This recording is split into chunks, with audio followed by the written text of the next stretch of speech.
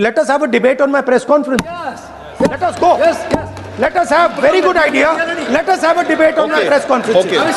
Amit Shah ji, I challenge you to have a debate on the three. कि मुंसफी से संसद नहीं चलेगी, मेरे यहाँ बोलने का क्रम मैं तय करूंगा, इस तरह से नहीं चलेगी संसद। मान्यवर, उनको धैर्य रखना चाहिए, उनको धैर्य रखना चाहिए मेरा जवाब सुनने का। इनकी एक एक बात का जवाब मैं दूंगा, मगर मेरे भाषण का क्रम वो तय नहीं कर सकते, मैं करूंगा क्योंकि मैं बोल रहा हूं। मान्यवर, देश में माहौल बना है।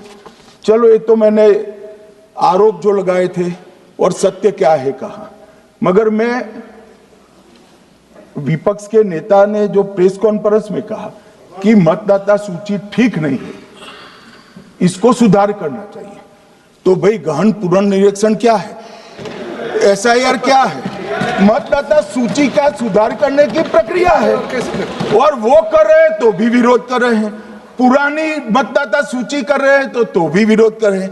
भाई मतदाता सूची पुरानी हो या नहीं, आपका हारना तय है, ये मतदाता सूची से नहीं होता। मान्यवर, उन्होंने कहा अपने लॉजिक के समर्थन में कहा कि भारतीय जनता पार्टी को कभी एंटी इनकम्बेंसी का सामना नहीं करना पड़ता।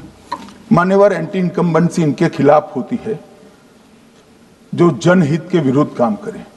ये बात सही है कि भाजपा को एंटी इनकम्बेंसी का फायदा विरोध बहुत कम करना पड़ता है। हमारी सरकारें बार बार चुनकर आती हैं, चाहे राज्य में है या केंद्र में, परंतु ऐसा नहीं है कि हम 2014 के बाद एक भी चुनाव नहीं हारे।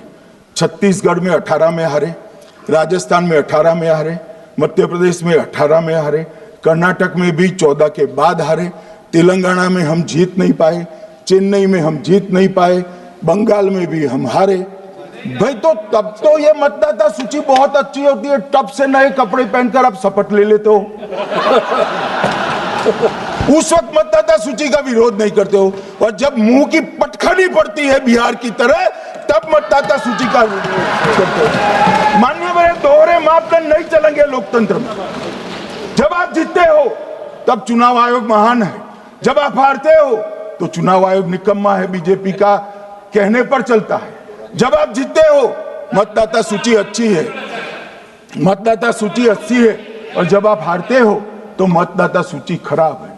मान्यवर, मुझे कोई आपत्ति नहीं, इस प्रकार का भ्रांति फैलाए तो फैलाए, मेरा दायित्व है कि इस देश की जनता को एक ड्यूअल स्टैंडर्ड की जानकारी देना, जो मैं आज इस सदन में खड़े होकर दे रहा हूं। मान्यवर, आगे पर भी मैं इस विषय को कहूंगा, और ढेर सारे आरोपों के मेरे पास जवाब है, जो 3 प्रेस कॉन्फ्रेंस में, एक सादा प्रेस कॉन्फ्रेंस, एक एटम बम वाला प्रेस कॉन्फ्रेंस, एक परमाणु बम वाला, ये तीनों में क्या हुआ, इसके सारे जवाब मेरे पास है। मान्यवर, अब ये कहते हैं कि 2-2 जगह है, 2-2 जगह मतदाता है। मान्यवर, किन किन लोगों के 2-2 जगह मतदाता, मैं इसमें जिनके नाम 2 जगह रजिस्टर्ड है उसका दोष नहीं निकालता मैं, क्योंकि एक जगह से कोई व्यक्ति दूसरी जगह गई तो 2010 के बाद इसको डिलीट करने का अधिकार आरओ के पास से ले लिया गया।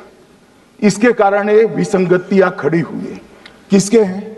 श्री प्रशांत किशोर जी के 2 जगह मतदाता है, पवन खेरा जी का भी है, तेजस्वी यादव का स्वयं का है, टी सिद्दीकी एनआईसी केरल के नेता का है, मान्यवर संजय सिंह आप पार्टी के नेता के हैं, एक किशोरी पेडनेकर यूबीटी शिवसेना के हैं, इनका भी है।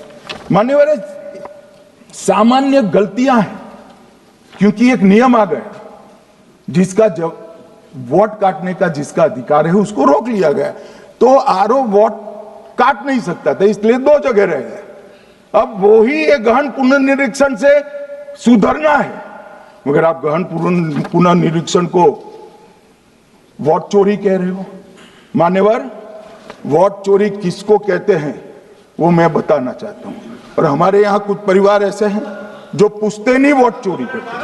अच्छा, बोलिए आप। हाँ, बोले आप, बोले। हाँ, बोले आप, बोले। स्पीकर सर, मेरा कल एक सवाल था जो हिंदुस्तान के इतिहास में पहली बार डिसीजन लिया गया कि इलेक्शन कमिश्नर्स को फुल फुल इम्यूनिटी दी जाएगी। ठीक है, ये है ना, इसका जवाब इसका पीछ मैं खत्म नहीं किया सर।